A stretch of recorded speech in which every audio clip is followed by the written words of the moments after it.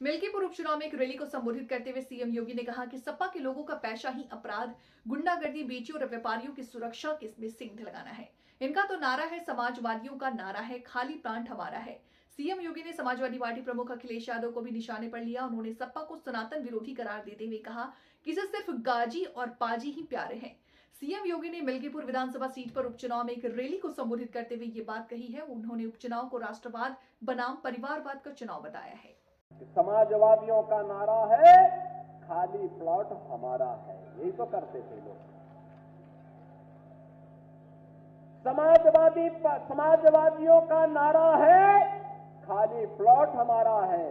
और इसीलिए 2017 में जब हमारी सरकार आई तो हमने एंटी भूमाफिया टास्क फोर्स बनाया था। और बहनों और भाइयों, एंटी भूमाफिया टास्क फोर्स ने इन गुंडों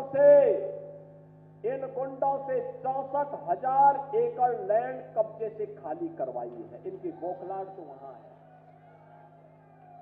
इनकी बौखलाहट वहां पर है। ये परेशान है कि डबल इंजन सरकार अगर इसी तरीके से कार्य करेगी तो फिर इनकी गुंडागिर्दी, इनकी रोजी रोजगार का जो जरिया था, ये सब बंद हो जाएगा, धंधा चौपट हो जाएगा। और धंधा चौपट हुआ नहीं कि पार्टी की चौपट हुई नहीं। और अपने उस चौपट होने के भय से आज ये लोग घड़ियाली आंसू बहाने का काम करेंगे।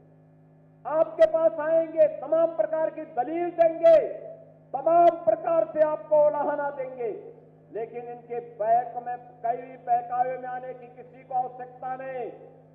ये वही लोग हैं जिन्होंने उत्तर प्रदेश के नौजवानों के सामने पहचान का संकट खड़ा किया था। ये वही लोग हैं जिन्होंने बेटी और व्यापारी की सुरक्षा के सामने संकट खड़ा किया था। ये वही लोग हैं जिन्होंने उत्तर प्रदेश के विकास को बाधित किया था। ये वही समाजवादी हैं जो अयोध्या में राम भक्तों पर गोली चला करके मां सरयू को लहूलुहान करने का कार्य करते हैं।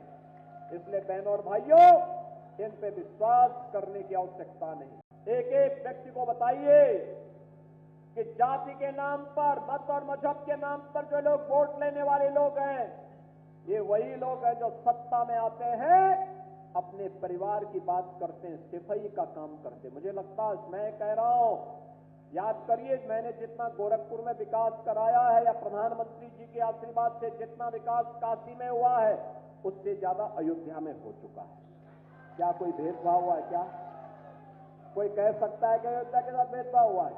अरे हमने तो, ये लोग तो अयोध्या में कार सेवकों का रक्त बहाते थे और हम लोगों ने अयोध्या में दीपोत्सव से जो यात्रा प्रारंभ की, आज घर घर में दीप जल रहे हैं अयोध्या में।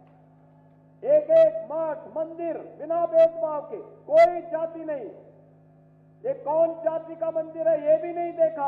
वो रविदासी है, वाल्मीकि समुदाय का है, किसी भी कोरी समुदाय का है, किसी भी समुदाय का मंदिर है, मठ है, धर्मशाला है, उसके पुनरुद्धार के लिए, उसकी कनेक्टिविटी के लिए, उसकी जन सुविधाओं के लिए सरकार ने भरपूर मदद की और सरकार भरपूर मदद कर रही है। हमारे लिए ये सब एक बाग के अलग अलग पुष्प हैं जिनका एक ही उद्देश्य है, वह है भारत के लिए, भारत के विकास के लिए, सनातन धर्म की मजबूती के लिए। और सनातन धर्म का महापर्व, महाकुंभ का आयोजन प्रयागराज की धरती पे हो रहा है। बहनों और भाइयों, 34 करोड़ श्रद्धालु अब तक वहां स्नान कर चुके हैं। और कल बसंत पंचमी का भी महापर्व है, अमृत स्नान भी है। मैं आप सबको ज्ञान के अधिष्ठात्री देवी मां सरस्वती के पावन आयोजन से जुड़े हुए इस महापर्व की बधाई देता हूं।